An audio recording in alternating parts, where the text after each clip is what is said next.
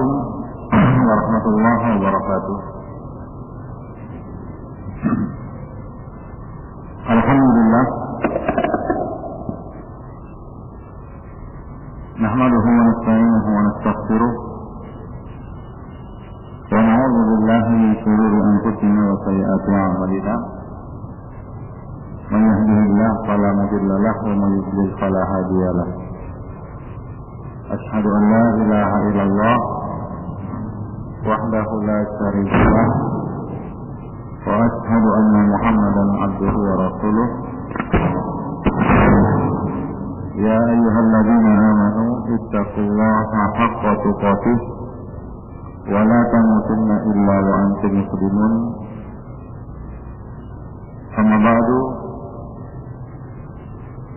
fa inna ahsanal kalami kalamullah wa khairal hadi hadi Muhammadin sallallahu alaihi wasallam wa syarrul umur muhdatsatuha wa kullu muhdatsatin bid'ah wa kullu bid'atin dhalalah wa kullu dhalalatin finnar. Qanifiddina azanallahu wa iyyakum jami'an.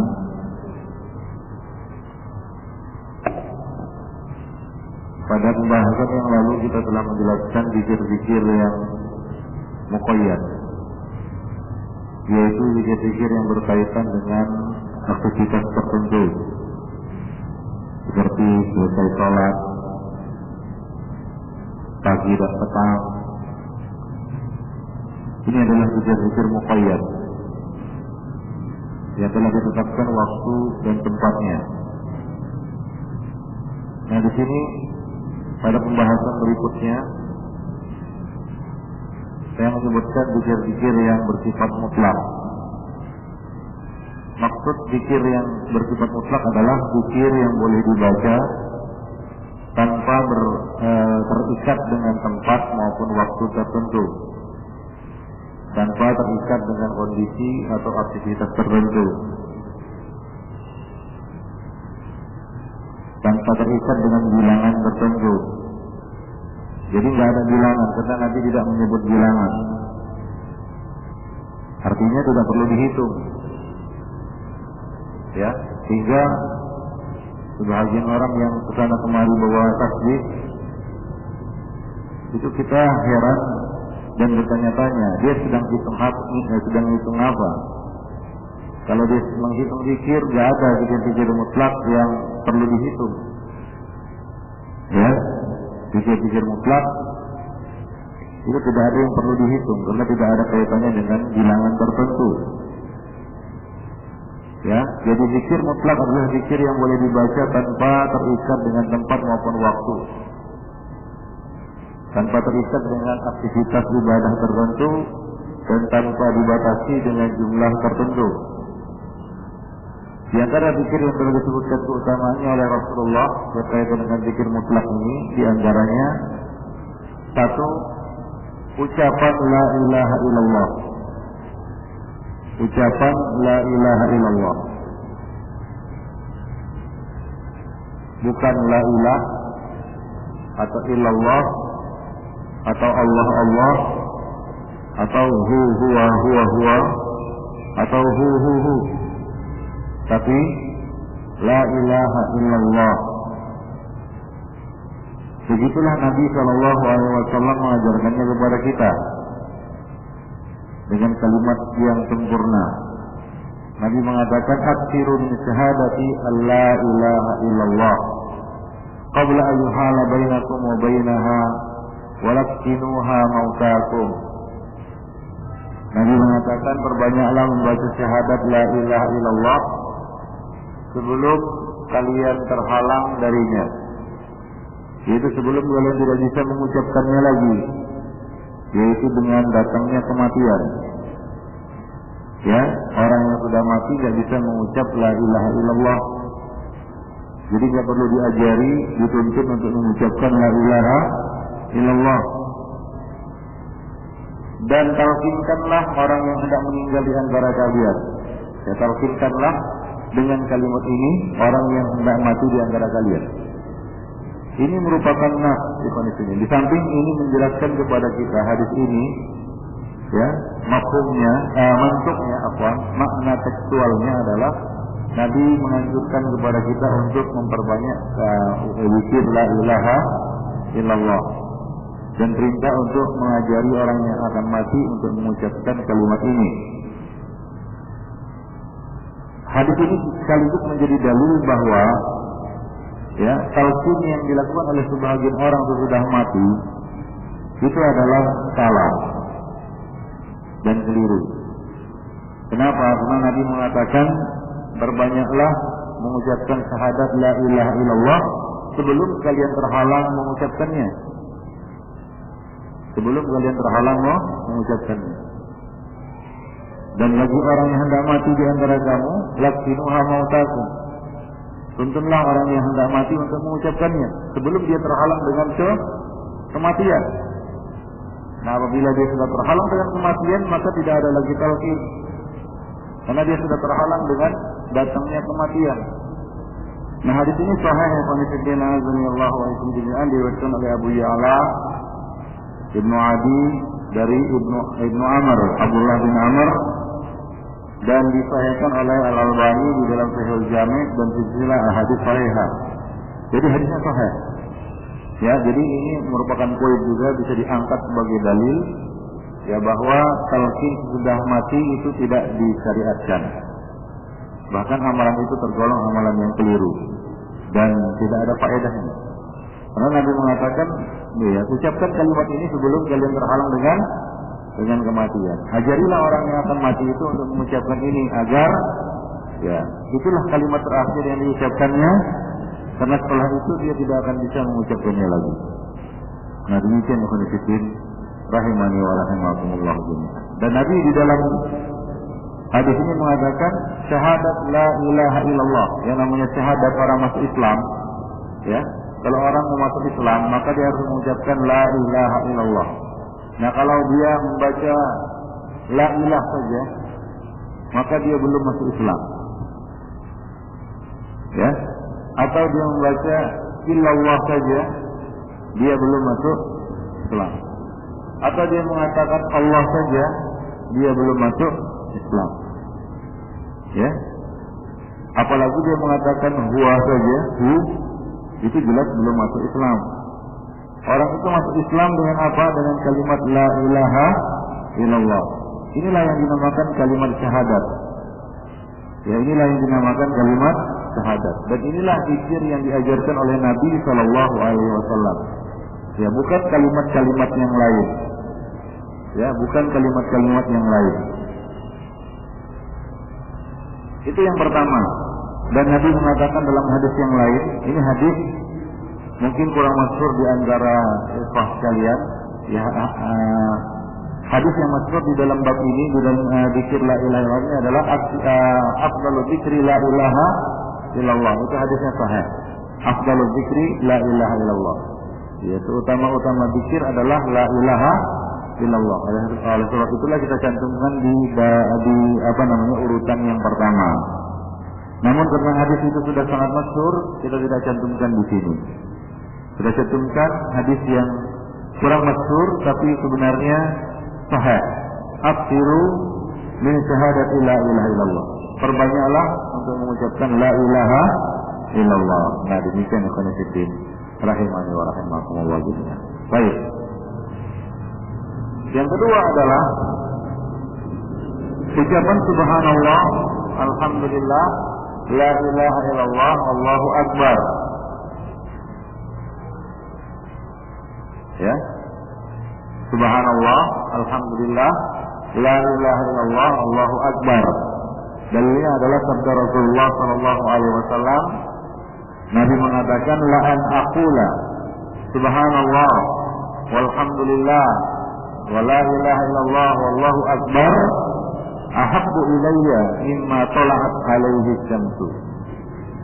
Ya, aku mengucapkan subhanallah, alhamdulillah, subhanallah, alhamdulillah, la ilaha illallah, Allahu akbar.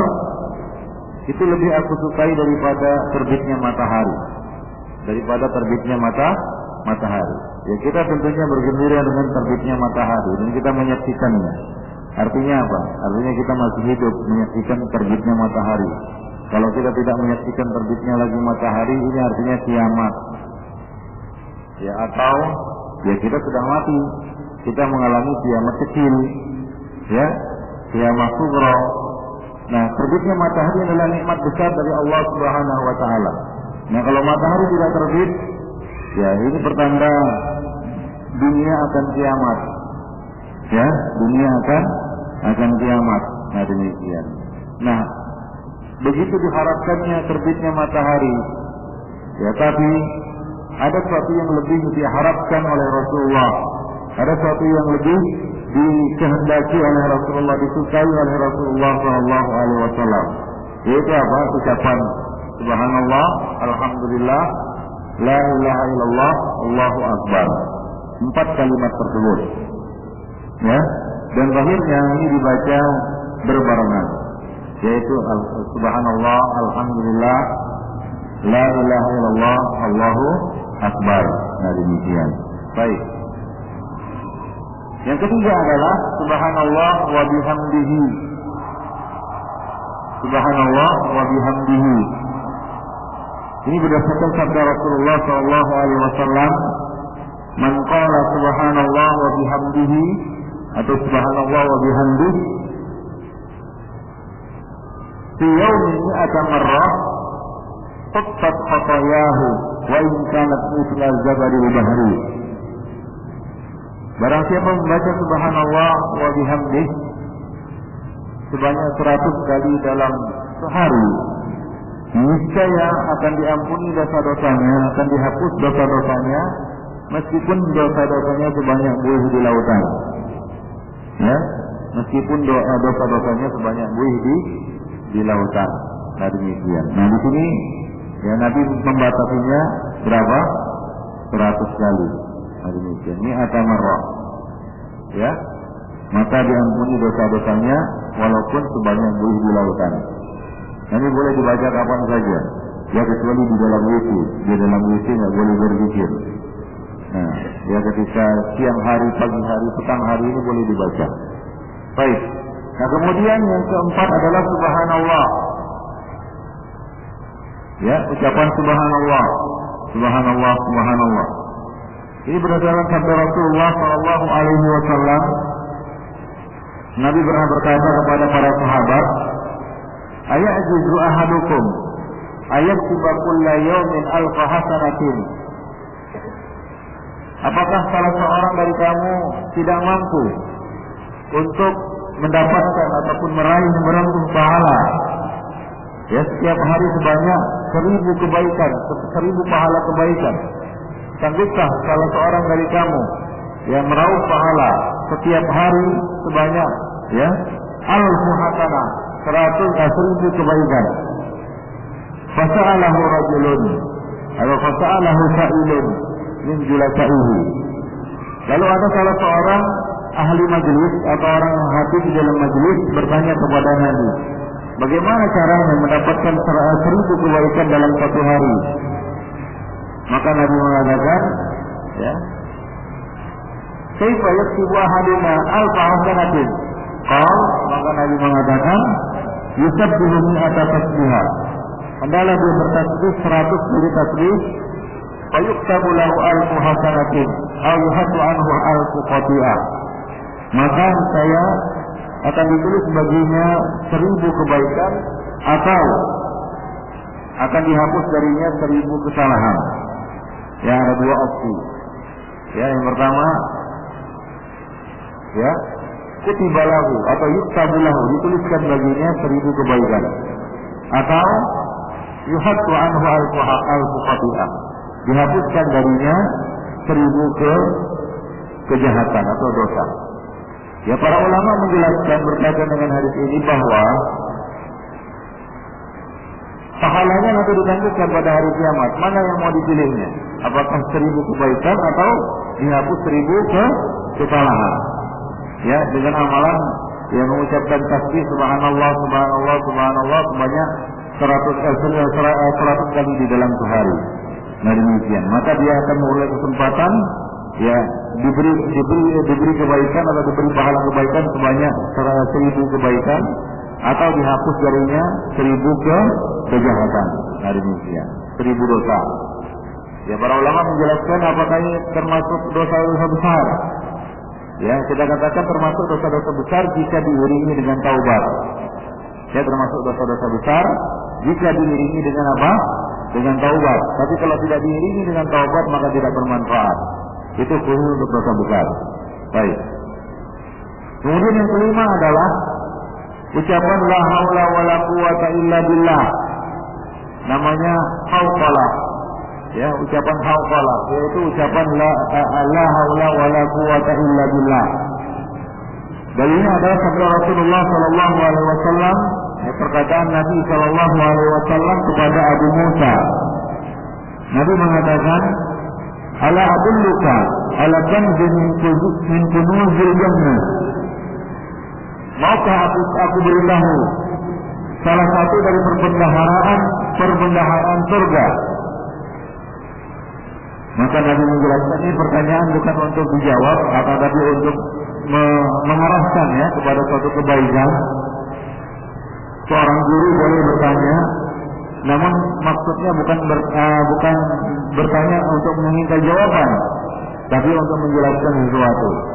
Maka Nabi mengatakan, menjelaskan kepada mereka ya bahwa sesuatu ya yang akan membuka perbendaharaan dari perbendaharaan surga adalah ucapan la haula wala quwata illa billah. Mengucapkan la haula wala quwata illa billah. Nah demikian. Nah ini sifatnya mutlak, tidak dibatasi dengan jumlah tertentu. Jadi memperbanyak ucapan la haula wala quwata illa billah. Baik. Kemudian yang keenam, subhanallah wa bihamdih, subhanallahil azim. Dua kalimat, subhanallah wa bihamdih wa subhanallahil azim. Jadi dibaca berbarengan, subhanallah wa bihamdih, subhanallahil azim. Nah demikian.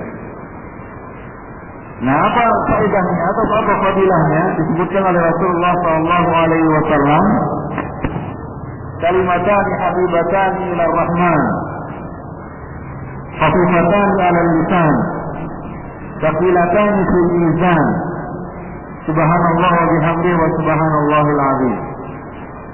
Ada dua kalimat yang ringan diucapkan namun berat di dalam timbangan, yaitu timbangan amal di hari kiamat nanti, dan dicintai oleh Ar-Rahman, yaitu Allah Subhanahu wa taala, yaitu ucapan subhanallah wa bihamdihi wa subhanallahil azim. Nah itulah dua kalimat tersebut, subhanallah wa bihamdihi dan subhanallahil azim. Ya, ini adalah kalimat yang ringan, yang mudah dibaca, namun fadilahnya besar karena ini akan berat di dalam timbangan seorang hamba pada hari kiamat nanti. Nah kemudian yang ketujuh adalah ucapan alhamdulillah dan subhanallah walhamdulillah. Alhamdulillah dan ucapan subhanallah walhamdulillah. Nah ini berdasarkan sabda Rasulullah sallallahu alaihi wasallam, at-tuhur satrul iman, walhamdulillah tamla'ul mizan, wa subhanallah wa bihamdihi wa subhanallah walhamdulillah tamla'u ma aw tamla'ani aw tamla' ma baina samawati wal ardh.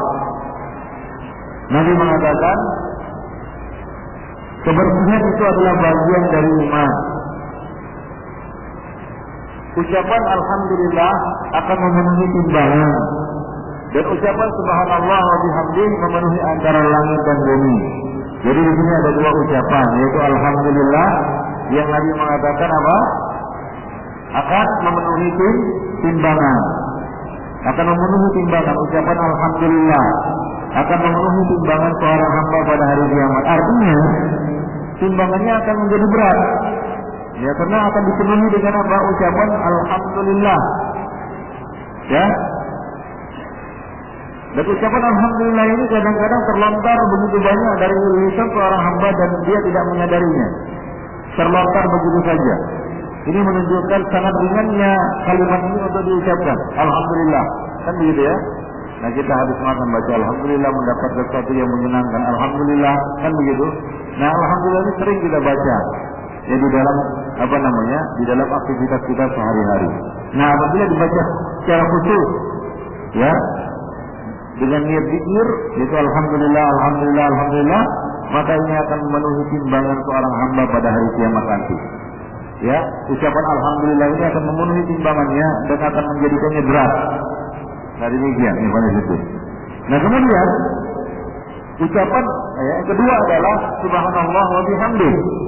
Tadi sudah kita sebutkan ini adalah salah satu di antara dua kalimat yang disukai oleh Allah Subhanahu wa taala dan berat dalam timbangan. Nah di sini Allah Subhanahu wa taala Rasulullah sallallahu alaihi wasallam menjelaskan bahwa ucapan subhanallah wa bihamdih juga akan memenuhi antara langit dan bumi, memenuhi antara langit dan bumi. Nah demikian. Ya, langit dan bumi kita nggak tahu berapa besar volumenya. Ya volume bumi saja kita nggak tahu berapa ukurannya, besar sekali. Apalagi volume yang ada antara langit dan bumi. Nah itu akan penuh dengan apa? Dengan ucapan subhanallah wa bihamdih. Nah demikian, itu fadilah. Kemudian yang ke-8, ucapan la ilaha illallah wahdahu la syarika lah lahul mulku wa lahul hamdu wa huwa ala kulli syai'in qadir. Nabi mengatakan man qala la ilaha illallah wahdahu la syarika lah lahul mulku wa lahul hamdu wa huwa ala kulli syai'in qadir, di dalam satu hari sebanyak 100 kali, kanat lahu adli asri raqabin wa kutibat lahu mi'atu hasanah wa muhiyat anhu mi'atu sayyi'ah. Maka barang siapa mengucapkan la ilaha illallah wahdahu la syarika lah lahul mulku wa lahul hamdu wa huwa ala kulli syai'in qadir sebanyak 100 kali dalam satu hari, maka pahalanya, keutamaannya, kedudukannya sama dengan membebaskan berapa? 10 budak. Dan dituliskan baginya 100 kebaikan dan dihapus, digugurkan darinya 100 kejahatan atau 100 dosa. Nah, ini ucapan yang kita sebutkan tadi. Wa kanat lahu hirzan min asy-syaitan yawma dzalika. Dan pada hari itu dia akan diselamatkan dan akan dijauhkan dari gangguan-gangguan setan. Ya, dia akan ditirai, dia akan dihalangi dari gangguan-gangguan setan. Ya, hatta yumsiya, hingga dia mendapati waktu sore. Walam yati ahadun afdala mimma ja'a bihi illa ahadun amila akthar min dzalika. Dan tidak ada satu orang pun yang lebih afdal, lebih utama daripadanya, ya, selain dengan mengucapkan kalimat itu yang lebih banyak darinya. Ya, yang lebih banyak darinya. Nah, demikian khonifidin rahimani wa rahimakumullah jami'an. Jadi ini merupakan beberapa contoh, ya. Dan yang ke-9 yang terakhir adalah ucapan istighfar, memperbanyak istighfar, yaitu astagfirullah, astagfirullahaladzim dan seterusnya. Ya, beberapa lafal-lafal istighfar. Nah, intinya banyak sekali sebenarnya ya lafal-lafal zikir yang lainnya yang bersifat mutlak, yang tidak dibatasi dengan jumlah dan bilangan tertentu, atau yang dibatasi dengan bilangan-bilangan tertentu. Baik. Kemudian yang ke-9 yang terakhir adalah memperbanyak istighfar. Allah Subhanahu wa taala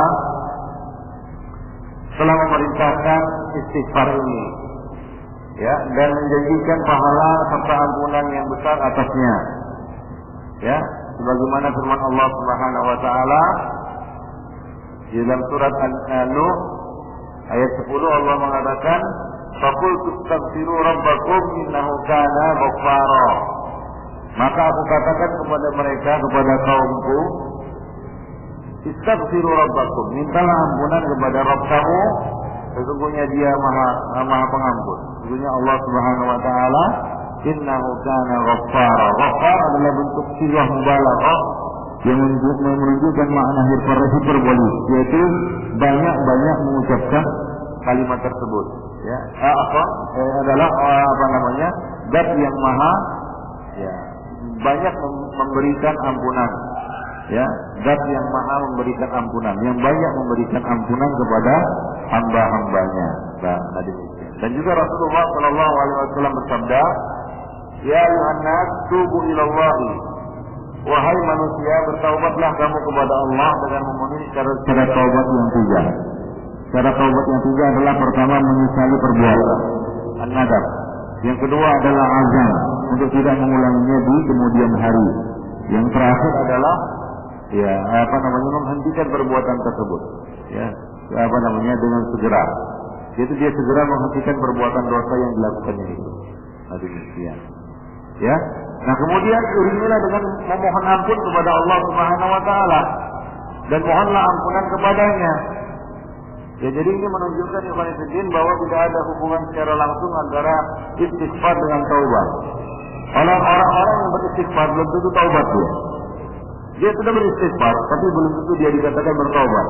Nah, orang yang bertaubat, ya bukan artinya dia telah beristighfar.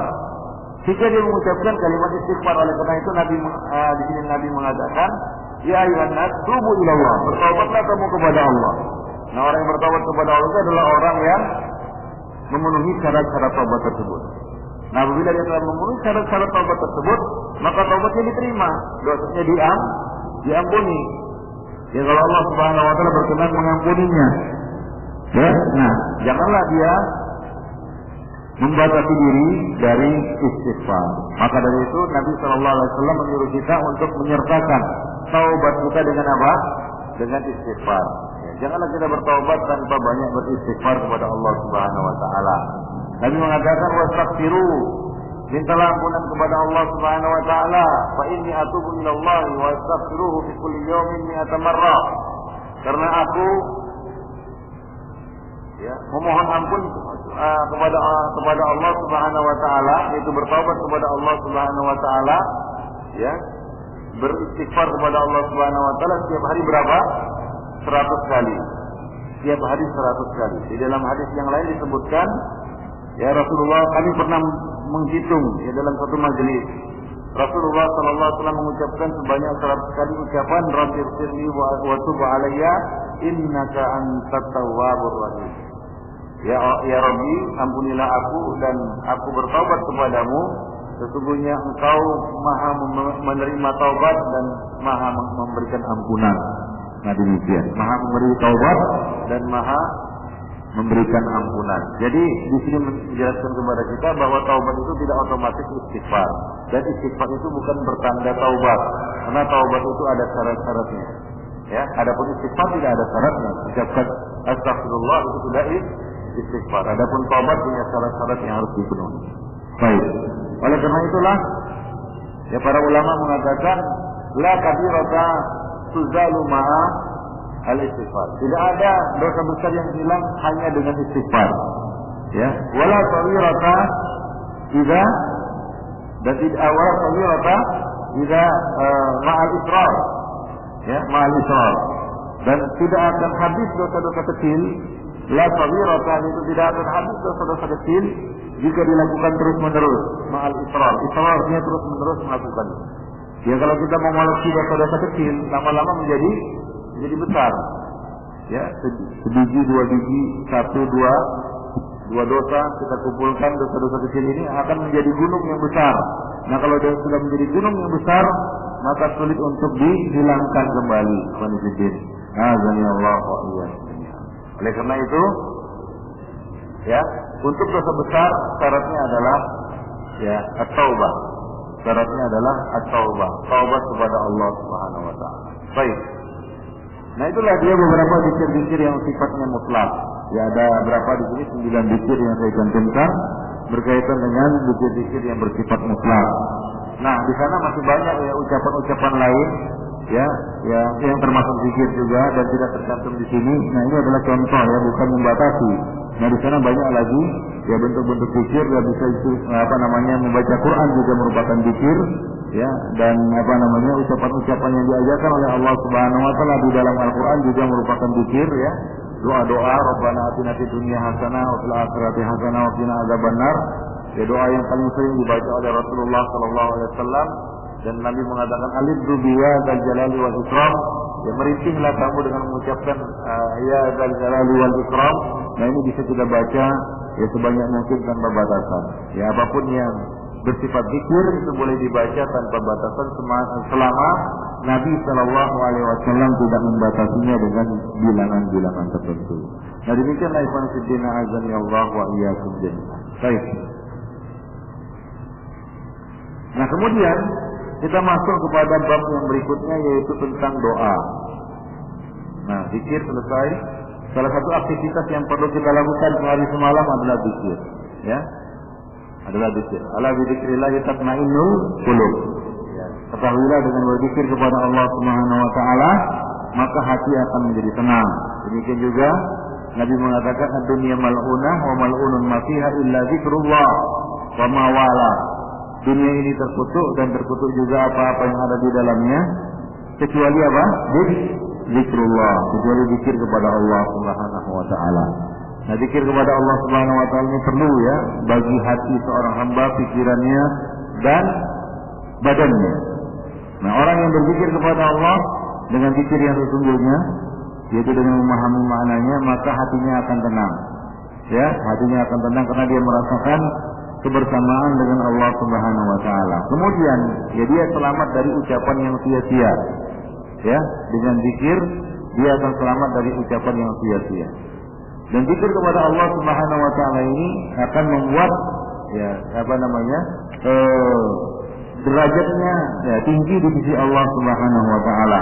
Derajatnya tinggi di sisi Allah Subhanahu wa taala dan banyak lagi ya kita katakan keutamaan-keutamaan yang telah kita sebutkan pada awal pembahasan tentang zikir. Nah, kemudian doa.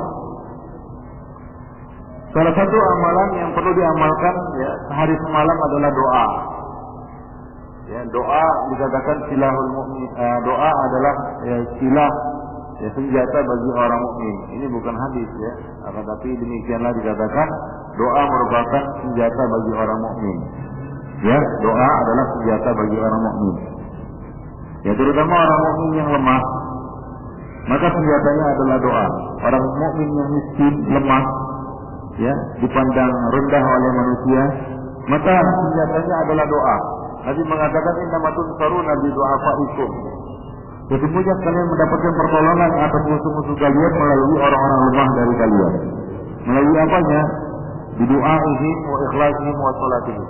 Berkat doa mereka, berkat ikhlas mereka dan berkat apa? Salat mereka. Nah demikian, ya.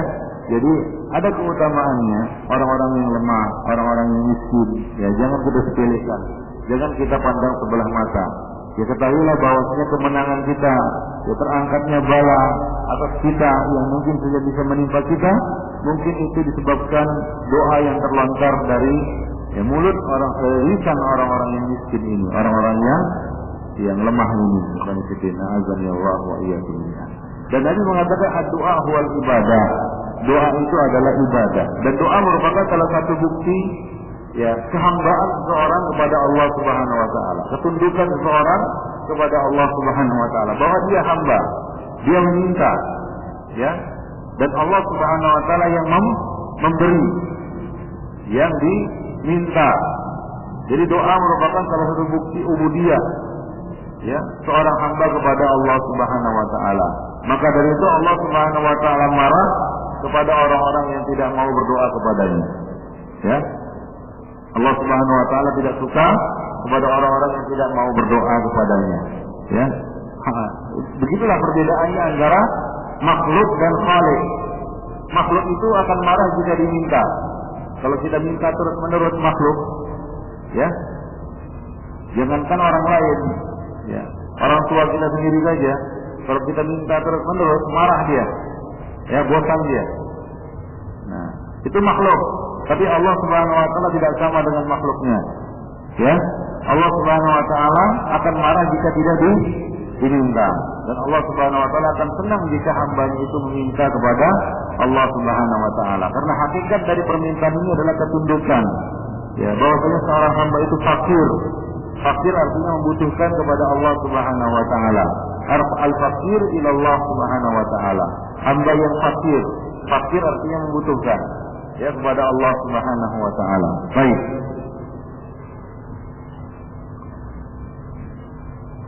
Doa memiliki kedudukan yang sangat agung dalam Islam. Ya. hampir semua ibadah itu berisi doa. Ya, sampai zakat juga Nabi mengatakan fasholli alaihim fa inna salataka sakanun lahum. Ya, doakanlah untuk mereka karena doa kamu itu adalah ketenangan bagi mereka. Itu di dalam zakat. Ya.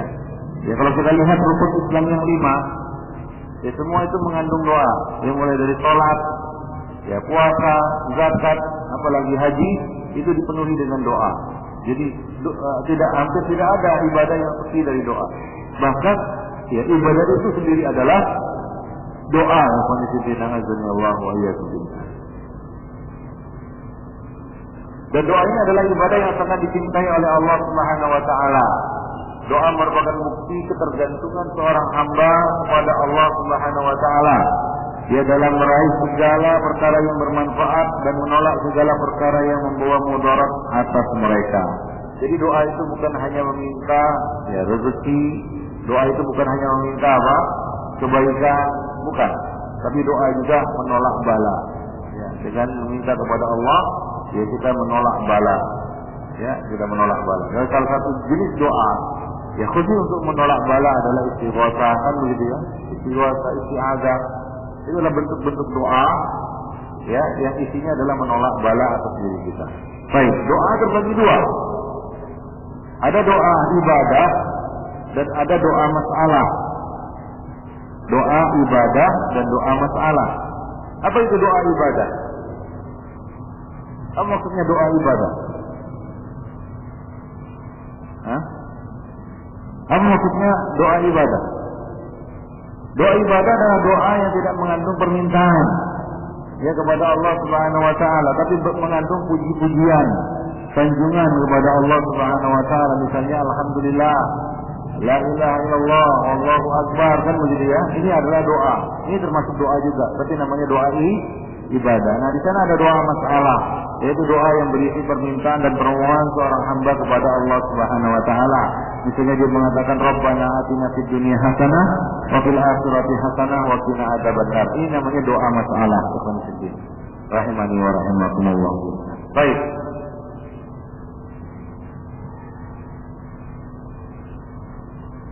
Dan merupakan bukti kecondongan seorang hamba kepada Allah. Doa merupakan bukti kecondongan. Ya, seorang hamba itu condong kepada Allah Subhanahu wa taala. Dia selalu ingat kepada Allah. Kenapa? Karena dia senantiasa berdoa dan minta kepada Allah Subhanahu wa taala. Dan doa merupakan salah satu bukti realisasi tauhid dalam diri seorang hamba. Ya. Dan salah satu penyebab kufurnya manusia, jatuhnya manusia ke dalam syirik adalah di dalam syirkud doa. Syirik di dalam doa. Yaitu dia meminta kepada selain Allah Subhanahu wa taala. Dan itulah jenis syirik yang paling banyak dilakukan oleh manusia. Yaitu syirkun fid doa. Syirik di dalam doa.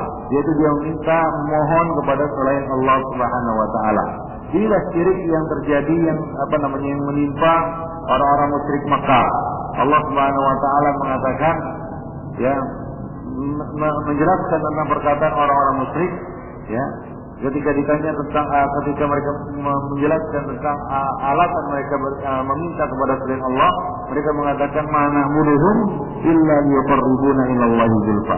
Tidaklah kami ya beribadah kepada berhala-berhala ini, artinya memohon kepada berhala, meminta kepada berhala, melainkan untuk lebih mendekatkan kami kepada Allah Subhanahu wa taala. Nah, itu yang ada di dalam benak mereka. Mereka menyamakan Allah seperti raja. Tidak boleh diminta langsung, tapi melalui perantara. Ya, mereka segan meminta langsung kepada Allah, maka mereka memintanya melalui perantara.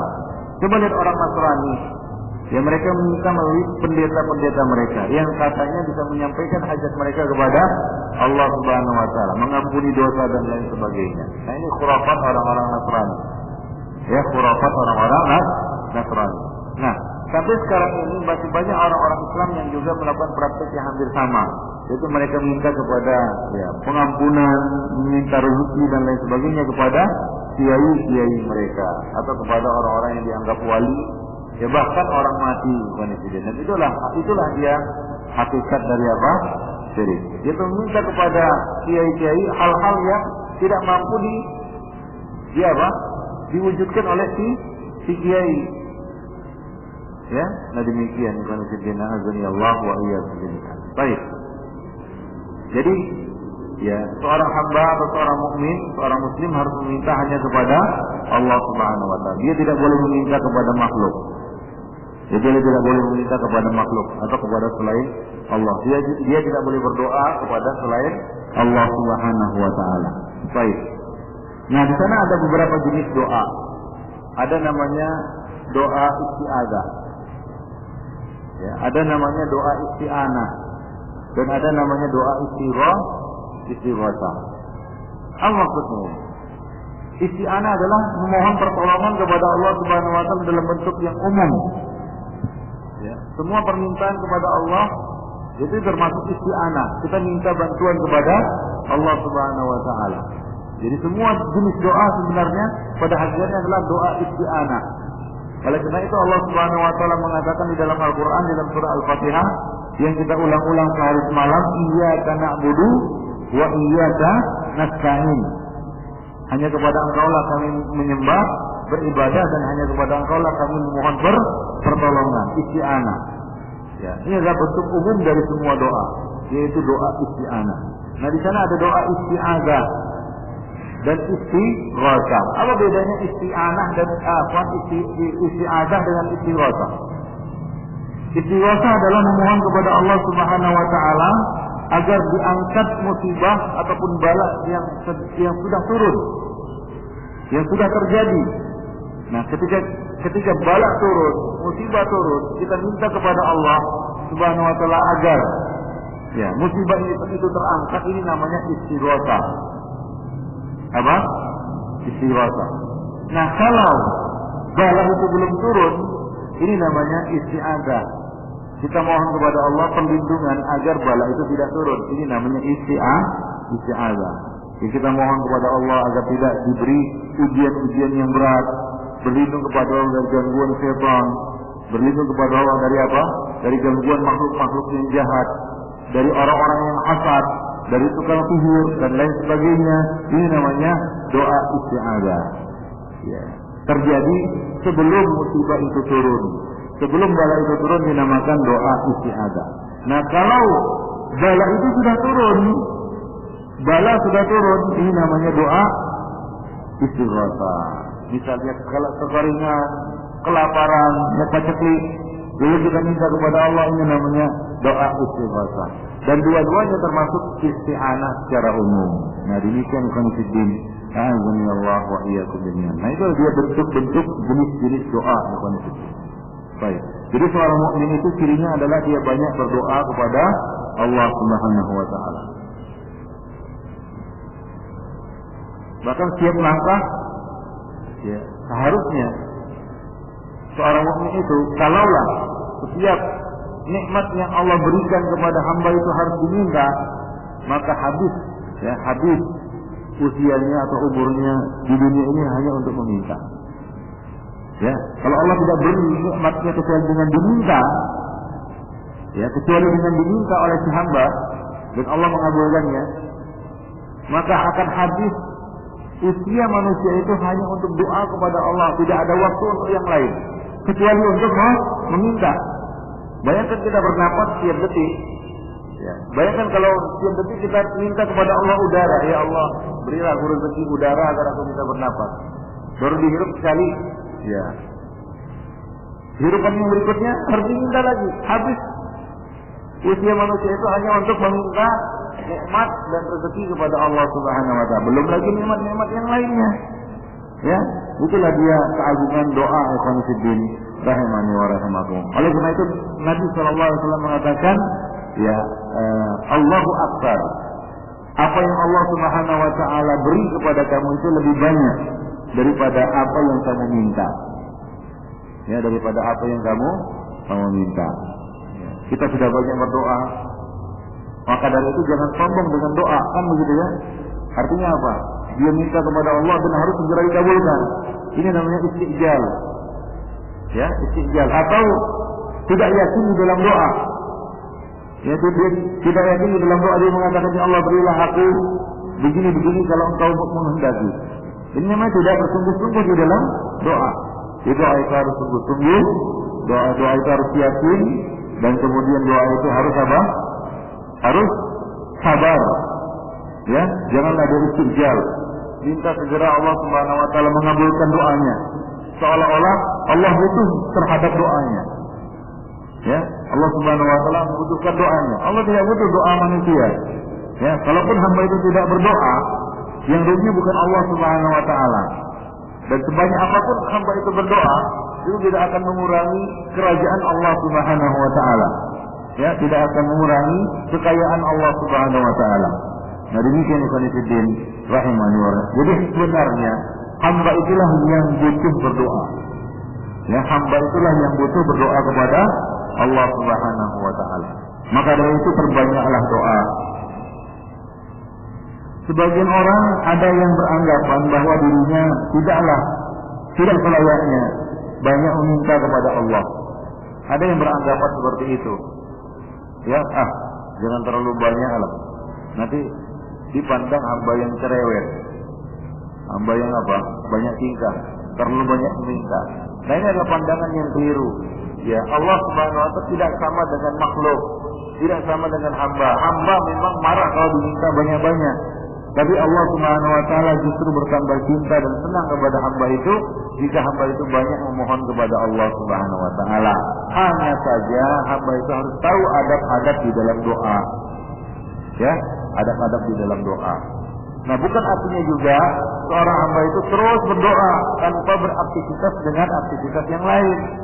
Ya, seperti sebagian orang di masjid aja hidupnya. Kenapa? Untuk berdoa. Ya, karena Allah suka hambanya banyak berdoa. Nah, ini juga pandangan yang keliru. Ya, sebagaimana kita katakan tadi, kalaulah semua nikmat Allah harus diminta dengan doa, nggak akan ada aktivitas lain yang bisa kita lakukan.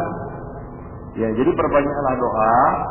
Ya, di samping itu jangan lupa ikhtiar, yaitu akhdul asbab. Kalau kita memohon kepada Allah, ya Allah berilah aku ilmu, maka segeralah menuntut ilmu untuk merealisasikan doa kita kepada Allah Subhanahu wa taala. Karena tidaklah kita berdoa kepada ya Allah berilah aku ilmu, kemudian Allah kabulkan langsung ilmu itu turun dari langit kepada kita. Sebagaimana kita minta rezeki, ya Allah berilah aku rezeki. Ya kan, tidak turun rezeki itu dari langit, itu ada sebab-sebabnya. Melalui sifulan datang memberikan kepada kita dan seterusnya. Ya, karena tidak ada hamba yang rezekinya langsung turun dari langit, tidak ada. Pasti melalui perantara orang lain. Ya, perantaraan orang lain. Nah, demikian. Oleh karena itu, perbanyaklah doa, tapi jangan lupa apa? Berusahalah, berikhtiar. Nah, demikian. Dia menganggap hal itu sebagai sesuatu yang aib. Ya, menilai sebagai satu sikap kurang bersyukur kepada Allah. Ya, atau bertentangan dengan sifat qanaah. Ya, sebagian orang menganggap banyak berdoa itu tidak qanaah. Ya, tidak qanaah terhadap apa yang Allah beri, tidak puas dengan apa yang Allah beri. Ya, masih berdoa kamu. Ya, kurang apa yang Allah Subhanahu wa taala berikan kepada kamu, katanya pula. Ya, dia anggap banyak berdoa itu akan menghilangkan sikap qanaah. Ingat ikhwanifiddin bahwa kita berdoa itu semata-mata apa? Ibadah kepada Allah Subhanahu wa taala. Diberi ataupun tidak diberi, kita tidak putus berdoa. Janganlah seperti seorang hamba yang yang ya kita katakan kurang adab kepada Allah. Dia mengatakan aku sudah banyak berdoa tapi tidak kunjung dikabulkan. Lalu dia meninggalkan doa. Ini adalah hamba yang kurang adab kepada Allah Subhanahu wa taala. Hamba yang kurang ajar kepada Allah Subhanahu wa taala. Dia mengatakan aku sudah banyak berdoa siang malam tapi tidak dikabulkan. Baik. Karena orang seperti ini tidak memahami apa sebenarnya hakikat dari doa itu. Kenapa seorang hamba itu butuh berdoa kepada Allah Subhanahu wa taala? Ya. Satu jawabannya adalah untuk membuktikan bahwa dia itu adalah hamba dan ada yang dimintanya. Itu yaitu apa? Penciptanya. Ya, Rabbnya, ilahnya yang dia sembah. Nah, demikian konsekuensi. Na'azani Allah wa iyyakum jami'an. Baik. Akhirnya dia tidak meminta kepada Allah kecuali dalam perkara-perkara yang dia anggap penting atau mendesak. Nah, masih banyak kaum muslimin yang seperti ini. Kalau ada kepentingan baru dia minta kepada Allah. Kalau tak punya kepentingan tidak pernah berdoa. Coba lihat Nabi Shallallahu Alaihi Wasallam mencontohkan kepada umatnya, beliau berdoa. Ya, beliau berdoa habis sholat, beliau berdoa. Ya, ketika sujud beliau berdoa, sebelum salam beliau berdoa, kan begitu ya. Ya, banyak aktivitas yang beliau lakukan dengan doa. Dan demikian ikhwan fillah azani Allah wa jami'an. Semua itu adalah untuk menunjukkan kepada ya Allah Subhanahu wa taala bahwa kita adalah hamba yang fakir ila Allah Subhanahu wa taala. Hamba yang butuh kepada Allah Subhanahu wa taala. Nah, ini jelas sebuah kita katakan kekeliruan dan suatu kejahilan. Karena doa adalah suatu ibadah dan Allah Subhanahu wa taala marah jika seorang hamba enggan meminta kepadanya. Ya, Nabi mengatakan, Rasulullah bersabda, "Ad-du'a huwal ibadah." Sesungguhnya doa itu adalah sebuah ibadah. Kemudian beliau membaca ayat ya, dalam surat Ghafir ayat 60 Allah mengatakan, "Wa qala rabbukum ud'uni astajib lakum innal ladzina yastakbiruna an ibadati sayadkhuluna jahannama dakhirin." Dan Rabbmu berfirman, "Berdoalah kepadaku." Artinya Allah Subhanahu wa taala berkata kepada kita, "Berdoalah kepadaku, niscaya akan aku perkenankan bagimu." Sesungguhnya orang-orang yang menyombongkan diri dari menyembahku, yaitu menyombongkan diri tidak mau berdoa, nah Allah Subhanahu wa taala mencap orang-orang yang tidak mau berdoa itu sebagai orang-orang yang sombong. Ya, akan masuk api neraka dalam keadaan hina dan dina. Ya, akan masuk api neraka dalam keadaan hina dan dina. Nah, demikian saya fikir rahimani wa rahimakumullah jami'an. Baik, itu saja ya. Nanti akan kita lanjutkan masih berkaitan dengan doa ya. Aktivitas ya sehari semalam yang kita lakukan, yang perlu kita lakukan adalah doa. Baik.